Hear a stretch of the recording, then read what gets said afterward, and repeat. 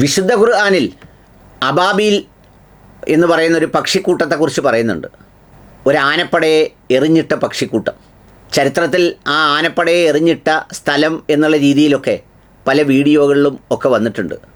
കാബ ആക്രമിക്കാൻ വന്ന ഈ ആളുകൾ, ഞാൻ മറ്റു ഇതര മതസ്ഥരോട് പറയുകയാണ്, നമ്മുടെ കറുത്ത തുണിയൊക്കെ ഇട്ട അത് ആക്രമിക്കാൻ വന്ന ഒരു ആനപ്പടയെ കല്ലുകൾ പറക്കിയിട്ട് ഇങ്ങനെ എറിഞ്ഞു കൊല്ലുന്ന അബാബീൽ എന്ന് പറയുന്ന പക്ഷിക്കൂട്ടങ്ങളെക്കുറിച്ചാണ് ഖുർആൻ അതിൽ പറയുന്നത്. ഇപ്പോൾ അത്യന്താധുനിക കാലത്ത് എന്താണ് ഈ പക്ഷിക്കൂട്ടങ്ങളെ ഓർക്കാൻ കാരണം എന്ന് വെച്ചാൽ, ഞാൻ കഴിഞ്ഞ ദിവസം 2 വാർത്ത കണ്ടപ്പോൾ ഇനി പക്ഷിക്കൂട്ടങ്ങളാണോ ഇത് ആക്രമിച്ചത് എന്ന് തോന്നിപ്പോയി.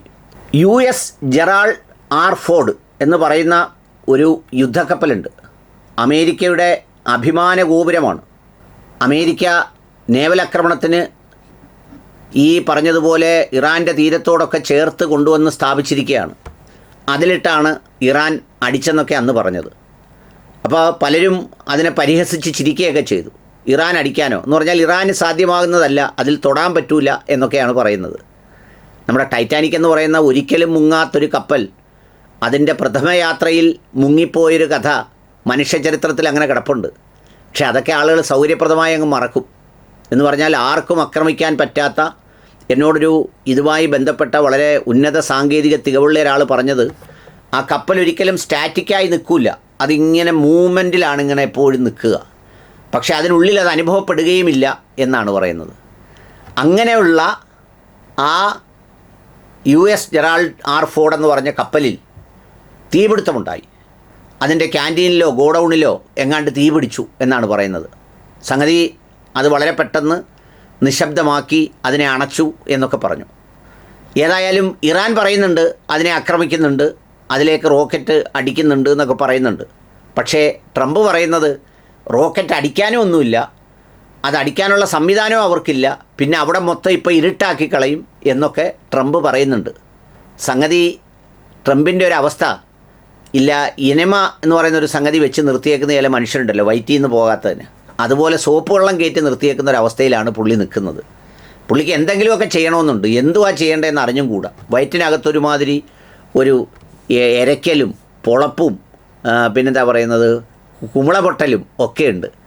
ഏതായാലും അങ്ങനെ പറഞ്ഞിരിക്കുമ്പോഴാണ് അടുത്ത ഇറാഖിന് മേലെ പറന്നുകൊണ്ടിരുന്ന 2 അമേരിക്കൻ വിമാനം, അതും ഇറാൻ ആക്രമിച്ചിട്ടു, IRGC ആക്രമിച്ചിട്ടു എന്നൊക്കെ പറയുന്ന ആക്ഷേപമാണ്. നമ്മൾ ചിലപ്പോൾ പറയത്തില്ലേ, ഈ വണ്ടി ഇടിച്ച് മരിക്കുന്നെങ്കിൽ ബെൻസ് ഇടിച്ച് മരിക്കണം, കാളവണ്ടി ഇടിച്ച് മരിക്കരുത് എന്നൊക്കെ പറയുന്ന പോലെ അവർക്കൊരാക്ഷേപമാണ്, നാണക്കേടുമൊക്കെയാണ്. അല്പം മുമ്പൊരു വാർത്ത അൽ ജസീറ വിട്ടേക്കുന്നു. US CENTCOM has just announced that 4 out of 6 crew on board one of its refueling aircraft that crashed in western Iraq have died.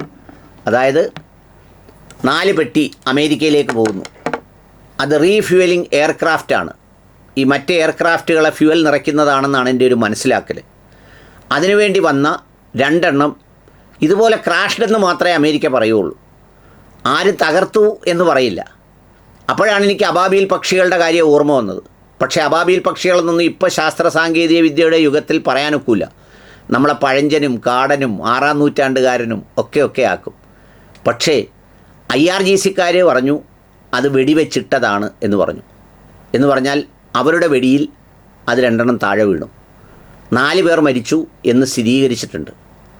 ഏതായാലും ഇറാഖി ഭരണാധികാരിയും പാവയാണെങ്കിലും കഴിയുന്നത് പോലെ അയാൾ പറയുന്നുണ്ട് ഇവിടുത്തെ താവളം കൊടുക്കൂല ഇറാനെ അടിക്കാനെന്ന്.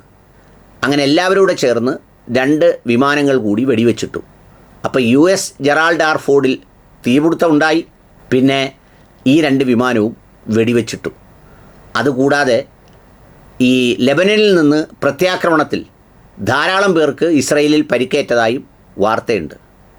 സംഗതി വാർത്ത ഏകപക്ഷീയമായി മാത്രമാണ് വരുന്നത്. പൊരിഞ്ഞടി നന്നായി നടക്കുന്നുണ്ട്. തീർക്കണമെന്നുണ്ട്, പക്ഷേ തീർക്കാൻ നിബന്ധനകൾ അത് സഹിക്കാൻ പറ്റില്ല. അതാണ് അതിൻ്റെ പ്രശ്നം.